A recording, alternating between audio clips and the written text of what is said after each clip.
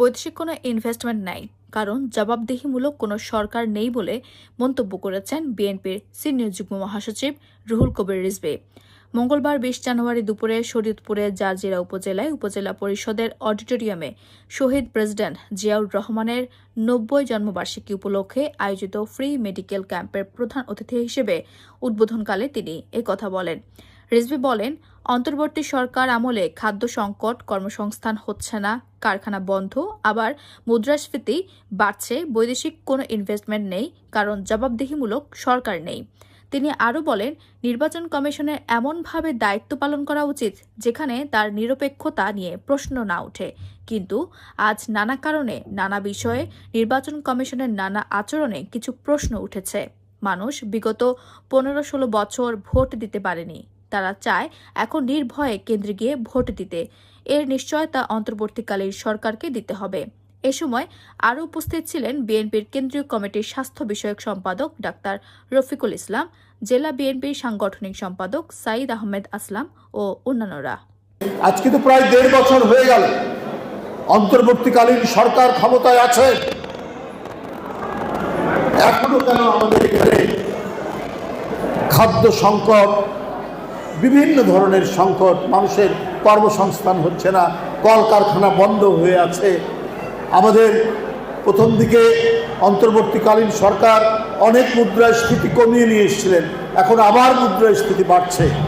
বৈদেশিক কোনো ইনভেস্টমেন্ট নেই। কেন?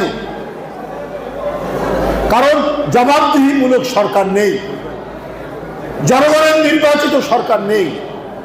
জনগণের নির্বাচিত সরকার থাকলে তার প্রতিটি ব্যর্থতার জন্য জনগণকে জবাব দিতে হতো এবং এই জবাব দেওয়ার কারণেই নির্বাচিত সরকার সঠিকভাবে কাজ করতে তাগিদ পেত।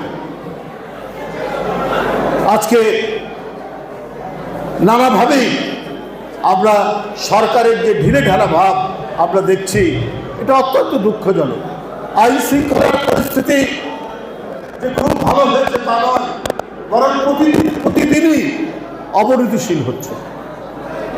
এখন আমাদের মূল কাজ আর ২০ দিন পরে অবাধ সুষ্ঠু নির্বাচন, ২০-২২ দিন পর এটা নিশ্চিত করাই সরকারের দায়িত্ব। কিন্তু আজকে নানা কারণে, নানা বিষয়ে, নির্বাচন কমিশনের নানা আচরণে কিছু কিছু তো প্রশ্ন উঠছে। মানুষ ১৬-১৭ বছর ভোট কেন্দ্রে ভোট দিতে পারেনি, ভোট আগেই দিয়ে দিয়েছে মাফিয়া দলের কেউ কেউ। ভোট কেন্দ্রে ভোটারদের কোনো যাতায়াত ছিল না। এইভাবেই ১৬-১৭ বছর চালানো হয়েছে। এখন মানুষ চায় নির্ভয়ে ভোট কেন্দ্রে গিয়ে তার পছন্দ মতো প্রার্থীকে ভোট দেবে। এটাই তো হওয়া উচিত, এটাই তো মানুষ চায়। তারা ভোটাধিকার বঞ্চিত ছিল ১৫-১৬ বছর। তাহলে এই বঞ্চনার অবসান ঘটাতে হবে, এই নিশ্চয়তা এই অন্তর্বর্তীকালীন সরকারকে দিতে হবে, যেন মানুষকে আগে থেকেই প্রস্তুতি নিতে পারে যে আমরা ১২ তারিখে ঘুম থেকে উঠে ভোটের প্রস্তুতি নিয়ে আমরা ভোট কেন্দ্রে যাব।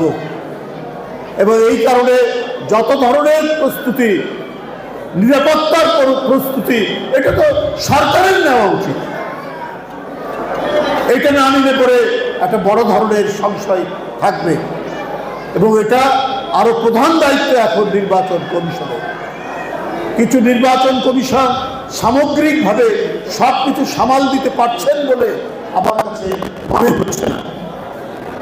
অত্যন্ত দৃঢ় হস্তে ন্যায়সঙ্গতভাবে কাজ করতে হবে। নির্বাচন কমিশন যদি কোনো দিকে ফেলে পড়ে, কোনো দিকে ঢলে পড়ে, তাহলে কিন্তু পুরনো যে মানুষের আশঙ্কা, সেই আশঙ্কায় আবার জাগ্রত হয়। এদেশের জনগণ দেখতে চায় একটা অবাধ সুষ্ঠু নির্বাচন। এই জাতি গণতন্ত্রের জন্য রক্ত দিয়েছে, এই জাতি স্বাধীনতার জন্য রক্ত দিয়েছে, এই জাতি ভোটাধিকারের জন্য রক্ত দিয়েছে। কিন্তু বারবার স্বৈর শাসক, বারবার ফাঁসিবাদ তাদের সেই রক্তের উপর দাঁড়িয়ে তারা জনগণের ভোটাধিকার কেড়ে নিয়েছে, জনগণকে বন্দী করেছে। এই বন্দিত্বের শৃঙ্খল ভেঙে আবার জনগণকে স্বাধীন করতে হবে একটি অবাধ সুষ্ঠু নির্বাচনের মধ্যে দিয়ে। এটাই হওয়া উচিত আজকের এই সরকার এবং নির্বাচন কমিশনের আশু কর্তব্য।